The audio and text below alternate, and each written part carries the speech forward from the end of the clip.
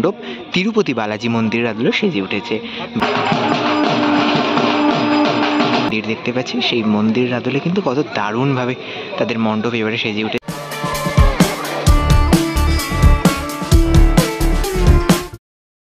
জংশনে নেমে আমাদের প্রথম গন্তব্যে চলে এসেছি পাঁচ মাথার মোড় বারোয়ারি, যেটি কৃষ্ণনগরের অন্যতম খ্যাতনামা একটি পুজো। আর পাঁচ মাথার মোড় বারোয়ারির এবছরের যে ভাবনা রয়েছে পুতুল নাচের বা পুতুল শিল্পকে নিয়ে, আর এই হচ্ছে তাদের মণ্ডপের একদম বাইরের দিকটা। গত বছর এসেছিলাম পাঁচ মাথা মোড় বারোয়ারি, এবার মণ্ডপের ভেতরের দিকে যাব, ভেতরের দিকে গিয়ে ঘুরে দেখাই তাদের প্রতিমা এবং তাদের মণ্ডপের অন্দরমহল কীভাবে সেজে উঠেছে। এসেছি পাঁচ মাথা মোড় বারোয়ারির একেবারে মণ্ডপের অন্দরমহলে, আর এই যে পুতুল দিয়ে সেজে উঠেছে তাদের মণ্ডপের অন্দরমহল, খুব সুন্দর দেখতে লাগছে। একদম ছোট্ট ছোট্ট পুতুল দিয়ে কি সুন্দরভাবে সেজে উঠেছে। এই হচ্ছে তাদের মণ্ডপ একদম। চলো তাদের প্রতিমার দর্শন করে। আজকে কিন্তু মহানবমীর যে পুজো সেটি এই মুহূর্তে চলছে। আর এই হচ্ছে কৃষ্ণনগরের পাঁচ মাথা মোড় বারোয়ারির মাতৃ প্রতিমা। অসম্ভব সুন্দর লাগছে কিন্তু মাতৃ প্রতিমা, কি সুন্দর লাগছে দেখো। মা কিন্তু কিরকম সোনা রূপার গয়নায় সেজে উঠেছে, আর মায়ের যে সাজ, এই সাজই কিন্তু আসল। চন্দননগরের মতো কৃষ্ণনগরেরও নিজেদের প্রতিমার একটি আলাদা বৈশিষ্ট্য, আলাদা ধরন রয়েছে, আর সেই ধরনই কিন্তু এই কৃষ্ণনগরের যে ঐতিহ্য আজও মানে বহমান।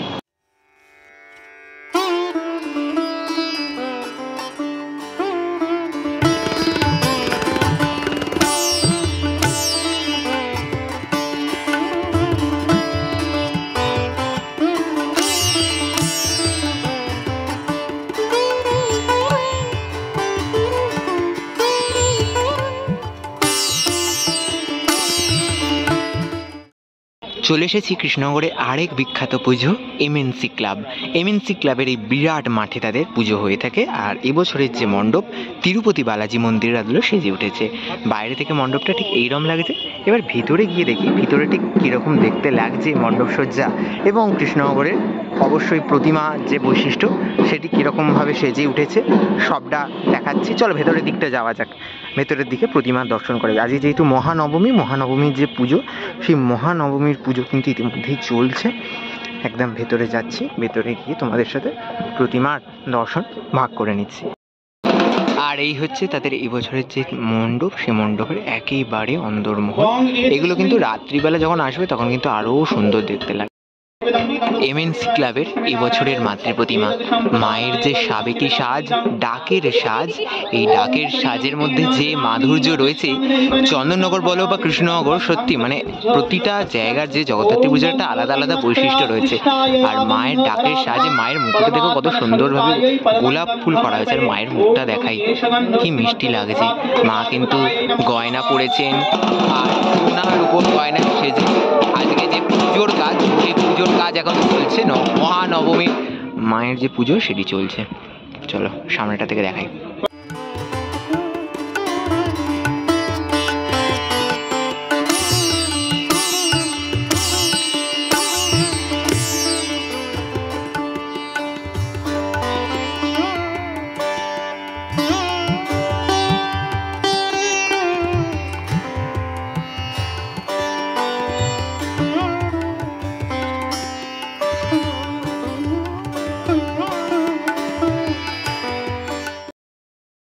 কৃষ্ণনগরের আরেক বিখ্যাত পুজো ক্লাব অনন্যার যে জগদ্ধাত্রী পুজো প্রাঙ্গণ, তাদের এই সুবিশাল মণ্ডপে বছর সেজে উঠেছে দারুণভাবে।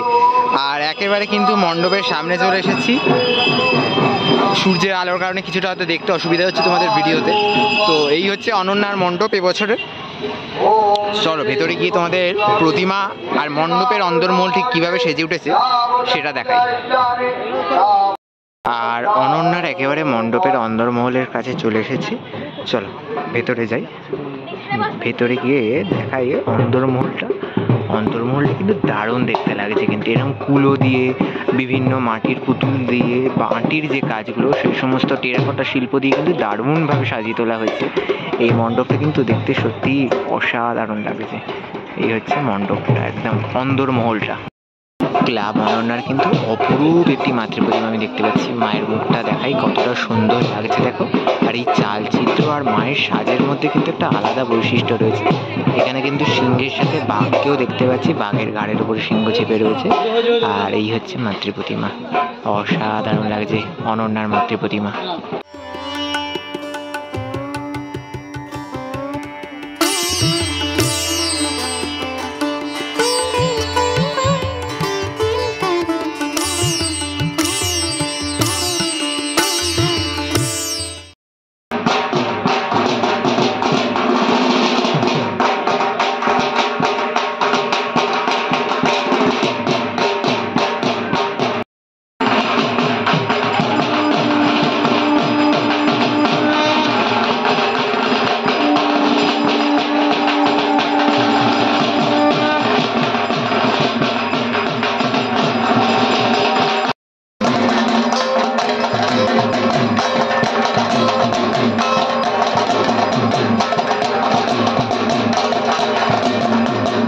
আমরা চলে এসেছি আমরা সবাইয়ের পুজো প্রাঙ্গণে।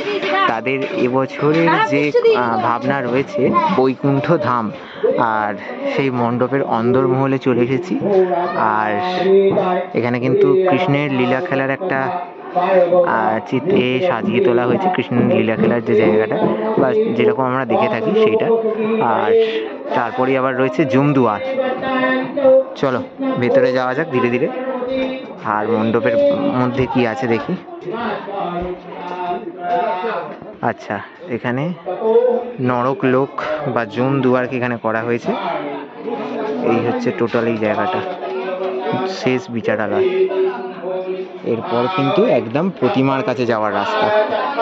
আর এই হচ্ছে আমরা সবাইয়ের রাজরাজেশ্বরী মাতা।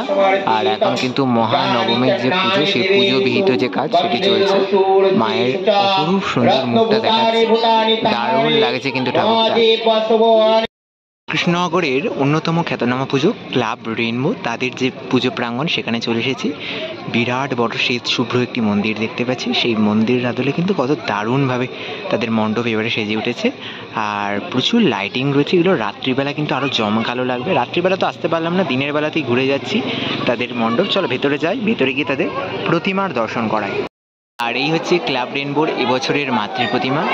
আর কৃষ্ণনগরের অভিনব প্রতিমার সাজ কিন্তু তার সাথে কিন্তু সেজে উঠেছেন মা। আর আজকে কিন্তু পুজোর যে কাজ সেটি চলছে একদম।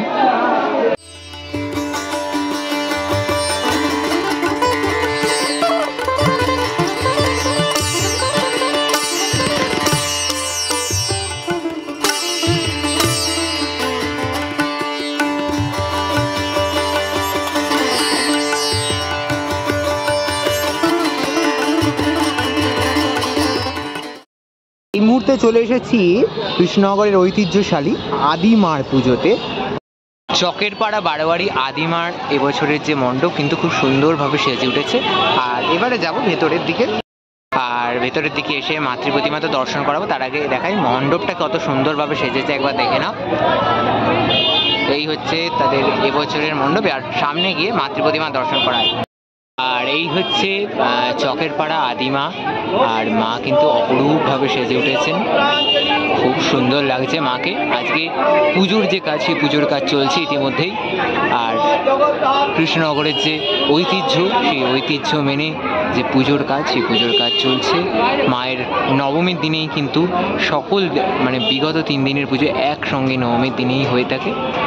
আর মা কিন্তু সোনার গয়না পরে, আর এই যে কৃষ্ণনগরের সাজ, এই সাজ যে কৃষ্ণনগরের বৈশিষ্ট্য, সেই সাজে কিন্তু মা অপরূপভাবে সেজে উঠেছেন, অসাধারণ লাগছে।